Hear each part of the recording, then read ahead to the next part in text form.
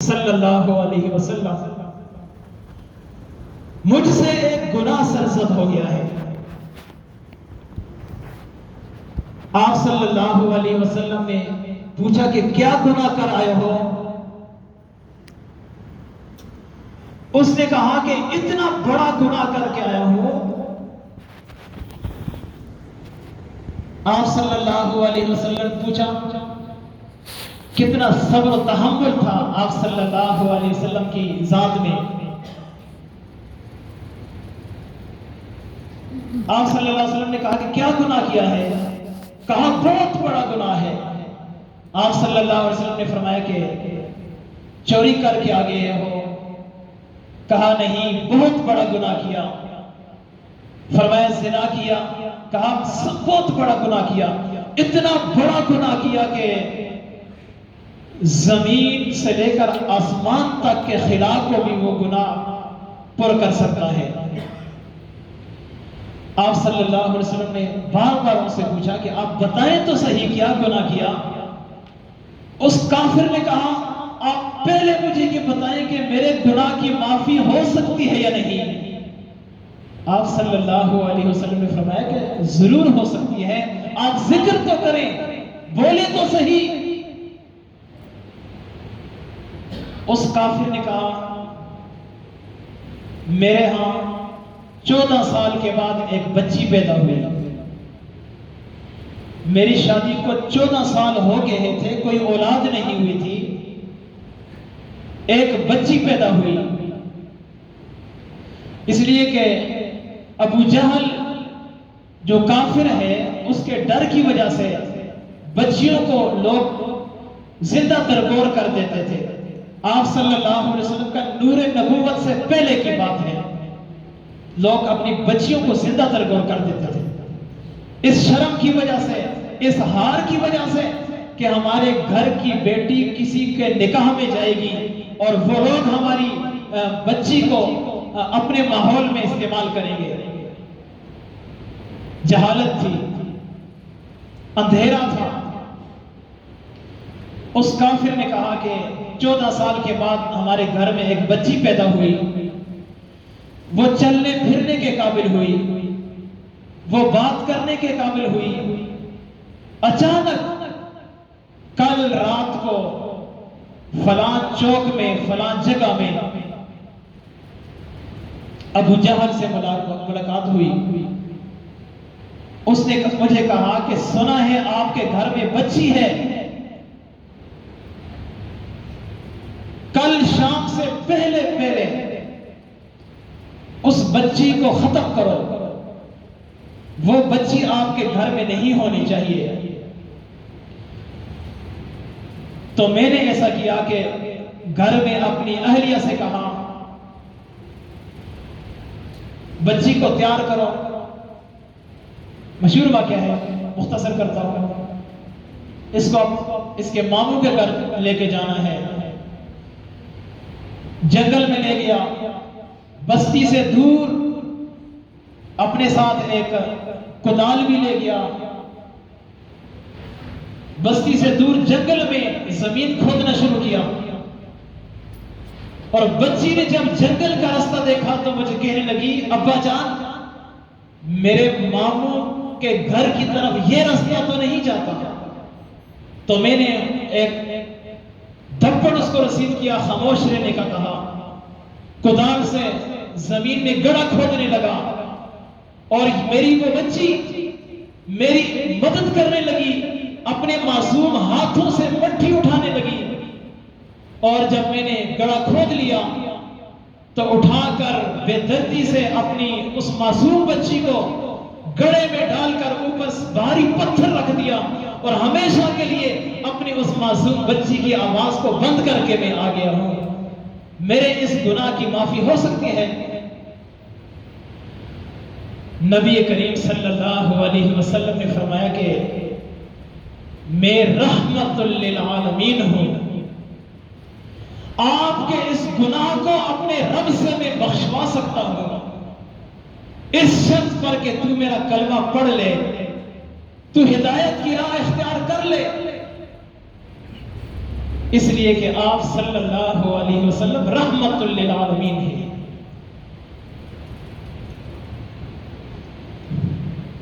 یہ آیت مبارکہ آپ حضرات کے سامنے تلاوت کی ہے، اس کا ترجمہ سماعت فرما لیجئے۔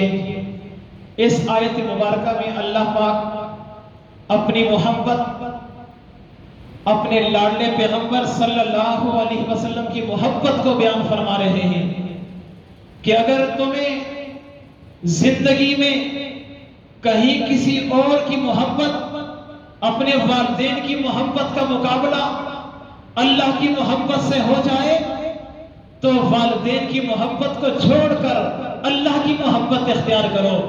اگر تمہیں کہیں اپنی اولاد آڑے آ جائے اللہ کے احکامات پورے کرنے میں، اپنی اولاد کو چھوڑ دو، اللہ کی محبت کو اختیار کرو۔ اگر تمہیں اپنی بیوی سے محبت اللہ کی محبت کے سامنے آڑے آ جائے تو بیوی کی محبت کو چھوڑ کر اللہ کی محبت کو اختیار کرو۔ اس آیت مبارکہ میں رب ذوالجلال فرماتے ہیں اعوذ باللہ من الشیطان الرجیم بسم اللہ الرحمن الرحیم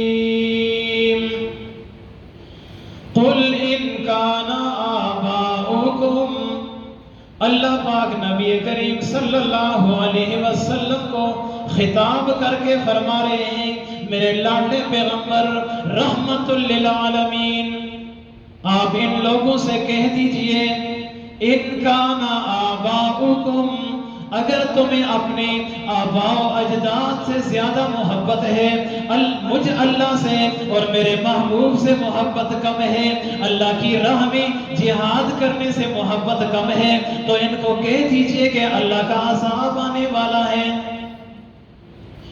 وَأَبْنَاؤُكُمْ، ان سے کہہ دیجئے کہ اگر تمہیں اپنی اولاد سے زیادہ محبت ہے، اللہ کے احکامات سے محبت نہیں ہے، رسول اللہ صلی اللہ علیہ وسلم کی پیاری سنتوں سے محبت نہیں ہے، تو ان سے کہہ دیجئے کہ اللہ کے عذاب کا انتظار کرو۔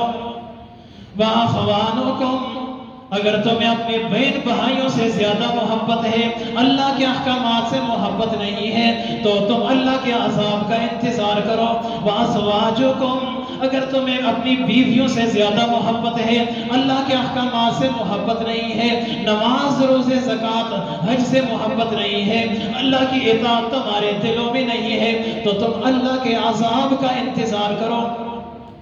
وَعَشِيرَتُكُمْ، اپنے خاندان سے زیادہ محبت کرتے ہو، اپنے خاندان کی وجہ سے اللہ کے احکامات کو جھٹلا دیتے ہو، اللہ کے احکامات کو پس پشت ڈال دیتے ہو، تو تم اللہ کے عذاب کا انتظار کرو۔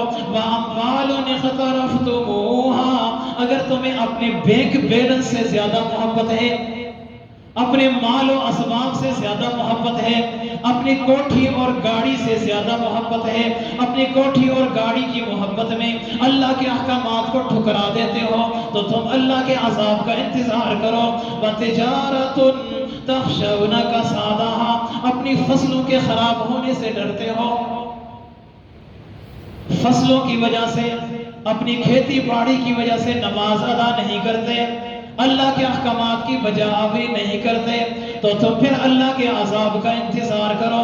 وَمَسَاكِنُ تَرْضَوْنَهَا أَحَبَّ إِلَيْكُمْ، اگر تمہیں ان چیزوں سے زیادہ محبت نہیں، اللہ اور اللہ کے رسول سے محبت کم ہے، تو اللہ پاک فرماتے ہیں تو پھر ایسا کرو کہ فَتَرَبَّصُوا، انتظار کرو، حَتَّى يَأْتِيَ اللَّهُ بِأَمْرِهِ، اللہ پاک کوئی عذاب نہ نازل فرما دے۔ تو میرے بہت ہی عزیز بھائیو دوستو، وقت اوپر ہو چکا ہے، معذرت کے ساتھ ہمارے ہاں باراکو میں، اسلام آباد میں خالص یتیم بچوں کا ادارہ ہے، جہاں 100 بچہ دینی اور دنیاوی تعلیم حاصل کر رہے ہیں۔ مانسیرا ٹاؤن شپ کا علاقہ، آپ مانسیرا کو جانتے ہیں، ٹاؤن شپ میں یتیم بچوں کا ادارہ ہے، وہاں 50 بچے تعلیم حاصل کر رہے ہیں۔ یہاں راولپنڈی گلزار قائد کے پاس یتیم بچیوں کا ادارہ ہے، 50 بچیاں یہاں زیر تعلیم ہیں۔ اور ان بچوں کے لیے اور بچیوں کے لیے اللہ کے ایک نیک بندے نے ترنول کے پاس سنگجانی ٹول پلازا کے بالکل ساتھ 4 کنال جگہ دی ہے. 1 کنال مسجد کے لیے جگہ دی اور 4 کنال ادارے کے لیے. مسجد کا تعمیری کام بھی شروع ہے, ادارے کا تعمیری کام بھی شروع ہے. میں اپنے پیارے شاگرد, پیارے دوست مولانا ہاشم خان کے پاس کچھ عرصہ پہلے آیا تھا. حضرت نے فرمایا کہ آپ یکم کے بعد تشریف لائیں. تو آپ درمندانہ اپیل ہے کہ آپ کو معلوم ہے کہ آپ صلی اللہ علیہ وسلم نے فرمایا انا و کافر الیتیم فی الجنت ہاکذا. آپ علیہ السلام نے فرمایا میں اور یتیم کی کفالت کرنے والا, یتیم کو خوراک مہیا کرنے والا, یتیم کی تعلیم کا انتظام کرنے والا, اس کو ٹھکانہ دینے والا, آپ صلی اللہ علیہ وسلم نے فرمایا کہ جنت میں ہم اس طرح قریب ہوں گے جس طرح ہاتھ کی یہ 2 انگلیاں قریب ہیں. تو آپ حضرات کو مولا کریم اپنی شان کے مطابق بہترین اجر, بہترین بدلہ نصیب فرمائے کہ ہمارے اس یتیم بچوں کے ادارے کے لیے اور مسجد کی تعمیر کے لیے آپ حضرات بھی اپنا حصہ ڈالیں. ابھی نہیں تو مولانا ہاشم خان کے پاس بعد میں آپ ان سے رابطہ کر سکتے ہیں, کچھ میٹیریل دے سکتے ہیں. مولا کریم آپ کو دنیا اور آخرت کی تمام خوشیاں, تمام بھلائیاں نصیب فرمائے. وآخر دعوانا الحمدللہ رب العالمین. جزاکم اللہ.